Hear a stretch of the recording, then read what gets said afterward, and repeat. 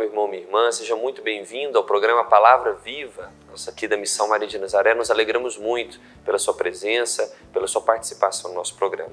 Vamos iniciar em nome do Pai, do Filho e do Espírito Santo. Amém. Vamos pedir a Deus, teu Espírito sobre nós, sobre a sua família, sobre a sua casa, para que esta palavra, nesse tempo, seja palavra de vida eterna, palavra de vida nova sobre a sua casa, sua vida, toda a sua família. Vinde, Espírito Santo, enchei os corações dos vossos fiéis e acendei neles o fogo do vosso amor. Enviai o vosso Espírito e tudo será criado e renovareis a face da terra. Oremos, ó Deus, se instruíste os corações dos vossos fiéis com a luz do Espírito Santo, fazei que apreciemos retamente todas as coisas, segundo o mesmo Espírito, e gozemos sempre da sua consolação. Por Cristo, Senhor nosso. Amém. Muito bem. Vamos então partilhar a palavra que está no Evangelho de Jesus, segundo Lucas, no capítulo 11, nos versículos 29 a 32. Evangelho segundo Lucas, no capítulo 11, versículos 29 ao 32. A Bíblia Ave Maria tem até um título aqui para essa passagem, que é o sinal de Jonas. Vamos ouvir. Afluía o povo e ele continuou: esta geração é uma geração perversa. Pede um sinal, mas não se lhes dará outro sinal, senão o sinal do profeta Jonas. Pois como Jonas foi um sinal para os ninivitas, assim o Filho do Homem o será para esta geração.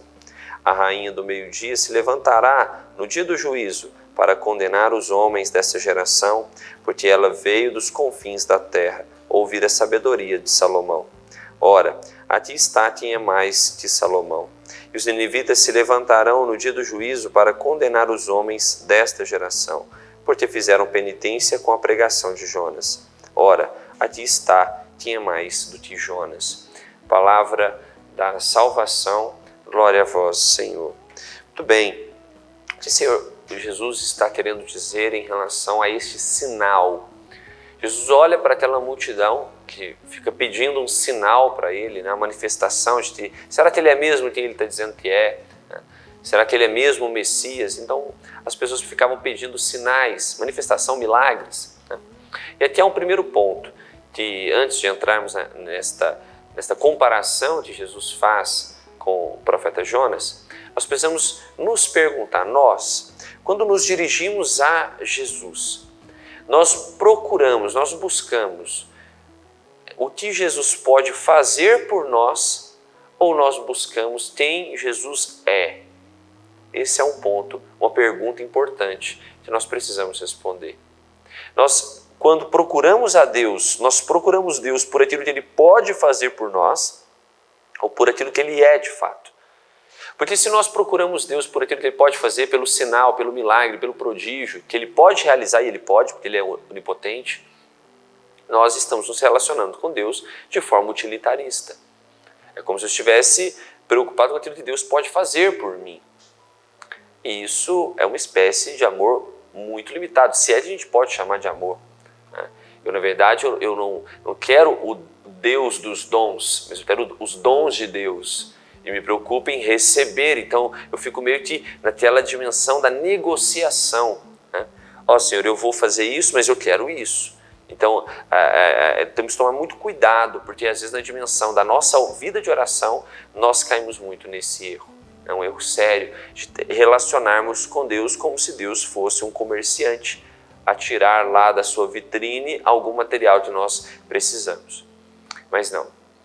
A adoração, o culto de latria, o culto de adoração a Deus, ele se refere não àquilo que Deus pode fazer por nós, mas por quem Ele é, por quem Deus é. Eu te adoro, Senhor, por aquilo que és. És o meu Deus, és o meu Senhor, és o meu Salvador, e por isso eu te adoro, por isso eu te busco, por isso eu estou contigo. Agora, quando eu busco então a Deus, por aquilo que Ele pode me dar, uma relação de troca. Eu faço tal penitência, mas eu quero isso de Deus. E aqui então Jesus exorta nesse sentido: olha, o sinal que vai ser dado a vocês é o sinal do profeta Jonas. O que aconteceu com o profeta Jonas? Vamos então agora entender um pouco a realidade da vida desse profeta. O profeta Jonas ouviu a voz de Deus que o enviava em missão para pregar, né, para os ninivitas. Os ninivitas era um povo que vivia uma situação de pecado, um povo que era até conhecida a sua perdição. Tanto que Jonas disse: Senhor, eu não vou falar para aquele povo, eles não vão mudar. Né? E, na verdade, tem que haver a condenação para eles. E ele então, veja, aqui há um problema, né, no profeta Jonas, porque ele se desagrada da vontade de Deus. Então, na verdade, ele teria dos ninivitas, da parte de Deus para com os ninivitas, era a destruição, a condenação. Ele teria um Deus que viesse com o seu braço forte e caísse sobre aquele povo pecador. Porque, por mais que Deus tenha dito a Jonas, olha, diga para que ele se converta, senão realmente a destruição virá. Jonas sabia que Deus era misericordioso. No capítulo 4 ele diz isso, inclusive. Eu sabia que o Senhor era por misericórdia, que não iria fazer isso, por isso eu não queria pregar a conversão daquele povo. A verdade é que Jonas se rebelou. Jonas então não queria fazer aquilo que Deus o havia mandado e foge para uma outra cidade na direção contrária. Né? Então vai para Tarsis, pega o barco, vai para Tarsis, aí vem a tempestade, para aqueles que fogem da vontade de Deus. Os outros que estavam no barco percebem, ele acaba se jogando no mar, é engolido por uma baleia, um peixe, entende-se baleia, mas é um peixe grande, que engole Jonas de modo que ele permanece na barriga daquele peixe durante 3 dias. E aqui é importante nós entendermos, é justamente nesta dimensão que Jesus se compara a Jonas. Certo? Então o sinal que será dado é o sinal do profeta Jonas, porque o Senhor ele não é desobediente. O Senhor não fugiu da vontade de Deus, muito pelo contrário, ele fez aquilo que Jonas não conseguiu fazer, né, a princípio. Foi obediente até a morte de cruz. Esse é o nosso Deus. Foi isso que Jesus viveu. Porém, Jesus também ficou 3 dias, ali ele já está profetizando o que aconteceria com ele depois da morte, né, 3 dias morto, né, sepultado. E esses 3 dias, nesse sepultamento, analogicamente, Jesus compara com os 3 dias em que Jonas está na barriga do peixe. Mas o que Jonas vai fazer logo depois? Ele vai anunciar o quê? A penitência, a conversão, a reconciliação com Deus. E aquele povo escuta o clamor de Jonas. Jesus termina dizendo, os ninivitas se levantarão no dia do juízo para condenar os homens dessa geração. Ou seja, aqueles que ouviram a voz do profeta, se converteram, se levantarão contra aquela geração. Geração essa que não quis a conversão, a geração que Jesus está dizendo. Geração que não quis ouvir a voz do profeta, que é muito maior do que Jonas. Veja bem, aqui também dá uma questão de proporção que Jesus está dizendo. Jonas, sendo um profeta desobediente, sendo um profeta que não acreditava na vontade de Deus, quis fugir da vontade de Deus, pregou e os ninivitas se converteram. Jesus, sendo ele Deus, muito maior do que Jonas, muito maior do que Salomão, pregou e o povo não buscou a conversão. É só a gente lembrar que quem condenou Jesus à morte e à cruz foram aqueles que acompanharam Jesus. Era o povo que ouvia falar de Jesus, que ouvia as pregações de Jesus. Estes foram que desejaram a morte, preferiram Barrabás. Então, é importante nós entendermos que Jesus aqui está apontando também não só a realidade da necessidade da conversão que aquele povo não queria, mas também dizendo, olha, eu embora seja maior do que Jonas, maior do que Salomão, maior do que todos os profetas juntos, aquele povo, naquele tempo, as gerações anteriores ouviram a voz desses homens imperfeitos e se converteram. E vocês estão ouvindo a voz do próprio Deus e não se convertem. Então, é uma exortação muito séria que Jesus faz àquela geração do seu tempo e, olha, muito mais para a nossa. A nossa geração é uma geração de quem também não escuta a voz do Senhor e não busca conversão. Jesus, então, exorta o povo daquela geração para que se converta. Ele cita também o exemplo, né, de Salomão. Salomão conversou com aquela rainha, né, disse a ti, né, a rainha no meio-dia se levantará no dia do juízo para condenar os homens dessa geração, porque ela veio dos confins da terra para ouvir a sabedoria de Salomão. Né? Então, aquela rainha saiu, né, de outros cantos, porque ficou sabendo da sabedoria de Salomão e seguiu aquilo que Salomão havia ensinado. E todas aquelas pessoas que ouviam Jesus falar olhavam para ele com certa suspeita. Será mesmo? Então não acreditavam, por mais que Jesus fizesse inúmeros milagres, imagine só, diante daqueles inúmeros milagres ainda, aquele povo era um povo incrédulo, um povo sem fé. Portanto, o olhar que nós precisamos ter com o Senhor e o sinal fundamental é o sinal da ressurreição. Cristo morreu e ressuscitou. Este é o sinal que deve, tanto o próprio São Paulo diz, né? Se Cristo não tivesse ressuscitado, vã seria a nossa fé.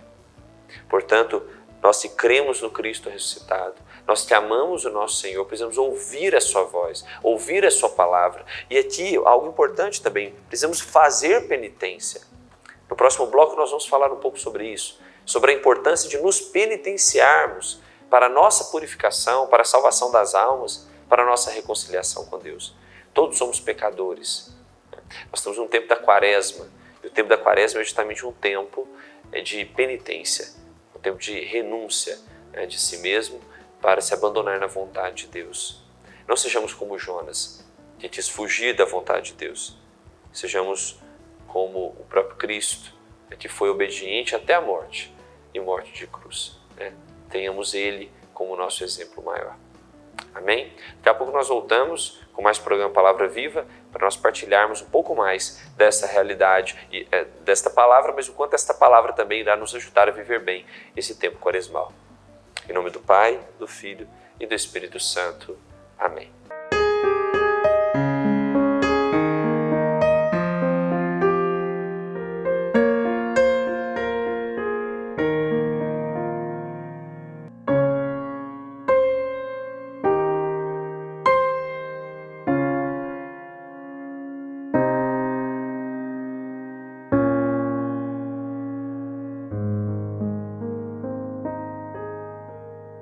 Às vezes, tudo que uma criança precisa para superar uma tempestade em sua vida familiar é encontrar um lar provisório.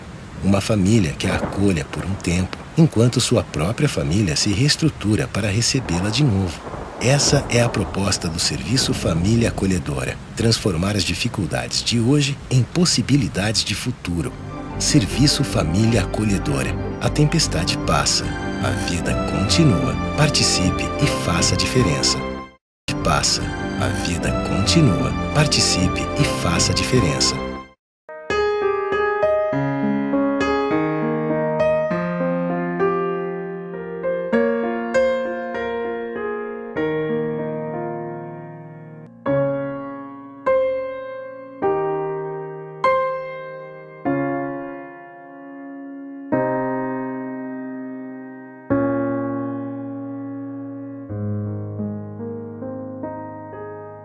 Olá, meu irmão, minha irmã, mais uma vez, muito bem-vindo de volta ao programa Palavra Viva. Nós estamos aqui partilhando a palavra do Evangelho de Lucas, no capítulo 11, nos versículos 29 ao 32, o sinal de Jonas.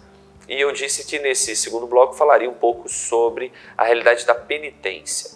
Muito bem, vamos entender primeiro, diante da quaresma, nesse tempo de conversão, tempo forte da igreja, três coisas, armas, podemos dizer, ou três práticas a igreja nos recomenda para vivermos bem esse período. A primeira prática é a oração, o diálogo com Deus.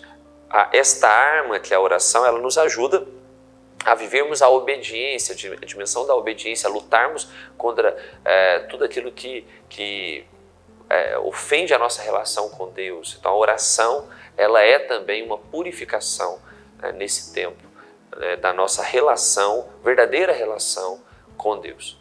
Nós temos também a caridade, a esmola, né? A caridade, ela é uma realidade de partilha com os irmãos. Então, é a realidade de se entregar, se doar, e não é só dinheiro, é doar o seu tempo, ter mais disponibilidade. Isso é caridade, é esmola. né? E isso nos ajuda a viver a dimensão também da pobreza. Temos a obediência e a pobreza, são conselhos evangélicos. E o que nos ajuda a viver o terceiro elemento, que é a castidade, é justamente a penitência, o jejum. Por quê? Porque o jejum é uma mortificação, é um sacrifício que nos ajuda a renunciar aos prazeres, né? Quando nós falamos jejum, precisamos ampliar essa ideia de jejum. Jejum é se penitenciar de tudo aquilo que é prazeroso. Ou seja, tem alguns prazeres que nós temos que eu quero, neste tempo quaresmal, me abdicar. Viver a abstinência nesse tempo, justamente para poder, fazendo esse sacrifício por amor, né, me dedicar, então, mais a Deus. E quando eu uno essas três dimensões da caridade, da oração e da penitência, eu então tenho armas poderosas contra o inimigo, né? Vamos falar hoje, porque com certeza falaremos ao longo da quaresma toda dessas três práticas quaresmais, mas hoje vamos falar da penitência para estarmos bem de acordo com a liturgia do dia desse evangelho. A penitência, ela é uma dimensão de purificação, né? Quando nós nos penitenciamos, quando nós fazemos jejum, né, nós estamos, na verdade, exercendo um ordenamento da nossa alma em relação aos nossos apetites carnais. Então, por exemplo, eu quero muito comer, mas eu faço jejum, não digo não vou comer, por amor a Jesus, né, para ordenar, para dizer para o meu corpo, não, quem manda aqui é a minha alma, né, a minha vontade de agradar a Deus. Eu então me abdico daquela realidade, me sacrifico naquele sentido. Então, a penitência, ela é uma prática que nos ajuda na purificação e para ordenar os nossos apetites, os nossos desejos. Então, existem duas formas de viver a realidade da penitência, né? Existe uma que é, digamos, parte de nós e uma outra que parte de Deus. E nós vamos aqui entender e anexar isso à realidade de Jonas, tá bom? Bom, o que seria então aquilo que parte de nós? É aquilo que Padre Reginaldo Gargulagrange e outros autores também chamam de mortificação ativa. O que seria a mortificação ativa? É aquilo que eu decido fazer para me penitenciar. E aí é o caso do jejum, aí é o caso de alguma abstinência que eu vou fazer, né? Alguma penitência voluntária, parte de mim, né? Então eu quero, por exemplo, acordar mais cedo, eu quero, por exemplo, deixar de comer isso ou aquilo. Então estes sacrifícios que partem de nós e nós chamamos de mortificação ativa. É justamente aquilo que Jonas propôs para aquele povo de Nínive, né? Façam penitência. Então o que eles fizeram? Fizeram jejum, se vestiram de sacos, se cobriram de cinzas, né? Andaram de joelhos. Então toda vez que nós voluntariamente nos penitenciamos dessa forma, nós estamos fazendo uma mortificação ativa. Agora, qual que é a outra dimensão? A dimensão da mortificação passiva. É aquela que parte de nós mesmos. Então, por exemplo, isso aconteceu com o próprio Jonas. Por exemplo, Deus pediu para Jonas algo que ele não queria, algo que o contrariou. Então essa é uma mortificação passiva, acolher, e o Jonas a princípio não conseguiu fazer isso, na verdade, acolher a vontade de Deus, acolher aquela ordem de Deus. Então vou dar um outro exemplo mais fácil de entender. Quando, por exemplo, a gente se depara com uma enfermidade, seja nossa ou de alguém da família, ou desemprego, ou tantas outras realidades, né, que são realidades, digamos, que não foi você que escolheu, mas se aconteceu. Situações que aconteceu com você, né? Uma enfermidade, um acidente, o desemprego, uma doença, etc. Essas realidades são mortificações passivas. Então Jonas viveu isso. Jonas viveu a contrariedade. Ele pensava que deveria ser de uma forma e Deus fez de outra, né? Tem uma frase que eu vi recentemente, que serve muito para Jonas, né? Quem não é capaz de engavetar as suas vontades, não é capaz de se consagrar para sempre. Então olha só, engavetar a sua vontade é dizer, Senhor, olha, eu achava que tinha que cair era fogo sobre a terra, né, daquele povo de Nínive e exterminar todos eles. Mas já que o Senhor está dizendo para ir lá pregar para eles, eu vou. Isso é o que? Sucumbir, se submeter à vontade de Deus. Mas isso é uma mortificação, não é tão fácil assim obedecer. Um outro exemplo é o exemplo de Pedro, né? Pestei a noite inteira, Senhor, mas por causa das tuas palavras eu vou lançar a rede. É uma contrariedade, mas eu acolho aquela vontade de Deus. Isso é uma mortificação passiva, certo? O exemplo que a gente sempre dá é o de Tiara Lutz, né, que teve uma jovem que teve câncer, né, e que disse: Jesus, se tu queres, eu também quero. Essa é a frase de quem está disposto a viver a vontade de Deus. Se tu queres, eu também quero. Então acontece uma situação que às vezes não estava muito no seu planejamento, uma contrariedade. Ao invés de se rebelar, como fez o Jonas, eu acolho. Né? Então essa é a realidade da penitência, do sacrifício. E como tem faltado, meus irmãos, essa dimensão de se sacrificar por amor a Deus, de se contrariar por amor a Deus, seja de forma que parta de nós, como as penitências que são muito importantes, como também, principalmente, acolher as dificuldades que nos ocorrem ao longo da vida. Acolher com amor. Porque, olha, todo mundo aqui tem sofrimento. Todo mundo passa por adversidade. Todo mundo é contrariado. Mas ao invés de me rebelar, de me encolerizar com aquilo que não sai do jeito que eu quero, eu acolho. Não estou falando aqui para você se conformar, para dizer, tá tudo bem, aceita tudo. Não. Mas principalmente para aquilo que não é do seu controle. Como é que eu vou me rebelar diante de uma enfermidade? Né? Diante de uma pandemia, por exemplo? Eu preciso olhar para tudo isso. Deus permitiu. Então que seja para a minha santificação. Acolher com amor estas adversidades. Portanto, aqui o sinal de Jonas, né, que é o sinal da ressurreição de Cristo, vai além disso. Né? Que o Senhor está dizendo aqui, chamando-nos à penitência, à mortificação, vai além da dimensão da ressurreição. Se queremos ressuscitar com Cristo, precisamos passar pela cruz. Precisamos abraçar o sofrimento. Não o sofrimento, sofrer por sofrer, mas sofrer por amor, com propósito. Todo mundo sofre nesse mundo, mas a diferença dos que são cristãos para aqueles que não são é que os que são cristãos sabem por que sofrem. Porque eles olham para o crucificado e entendem, eu preciso passar por esse caminho também. Para ressuscitar com Ele, eu preciso passar pela cruz com Ele. Esse foi o itinerário dos santos. Isso foi o que Jesus disse para o jovem rico. Né? Renuncia a ti mesmo, toma a tua cruz e me siga. Foi o que Jesus quis dizer para Jonas, o que Deus quis dizer para Jonas: renuncia a si mesmo, renuncia à sua vontade, ao seu achismo, ao seu querer. Toma a tua cruz, a cruz da obediência, e me siga. Vamos rezar, porque embora a gente fale disso, não é fácil, não é verdade? E é só com a graça do Espírito Santo de Deus que nós podemos conseguir viver essa realidade. Vamos pedir então que o Espírito venha sobre nós. Nós te suplicamos, Senhor Jesus, que o Teu Espírito seja derramado sobre os nossos corações. Nós te pedimos, Senhor Jesus, o fogo devorador, o fogo abrasador, o fogo inflamado do Teu Espírito, Senhor Jesus, para também nos inflamar, nos devorar, para também nos dominar, a fim de que não façamos aquilo que nós achamos melhor, mas façamos a vontade de Deus para nós, é o que nós queremos, Senhor.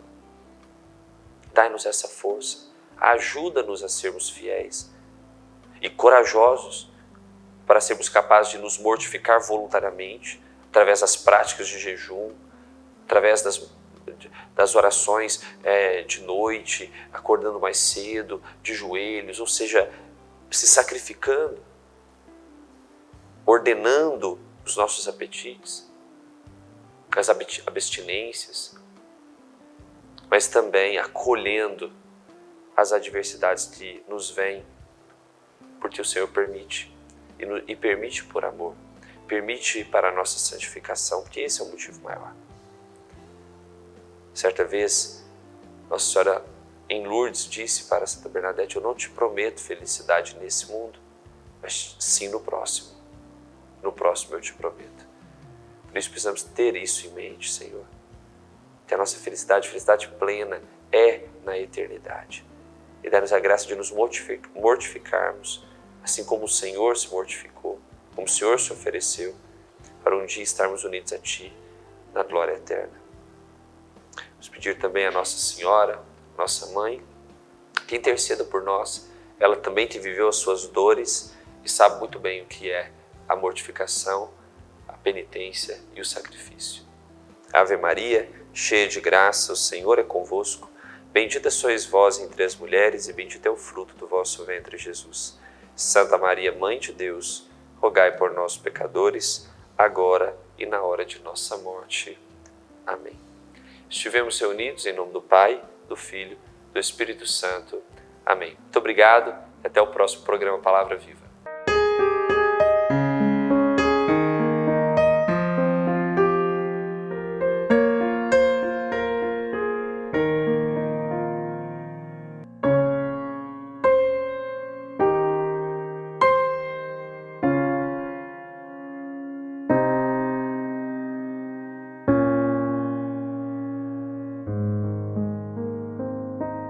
Você sabia que parte do que você paga de imposto de renda pode ser direcionado ao Lar dos Idosos de Divinópolis? É uma maneira bonita de expressar compaixão e de contribuir com os idosos de nossa cidade. Pergunte ao seu contador ou ligue hoje mesmo para o lar e se informe. É fácil e você destina parte de seu imposto para quem precisa. Lar dos Idosos de Divinópolis. Cuidado e amor na hora certa.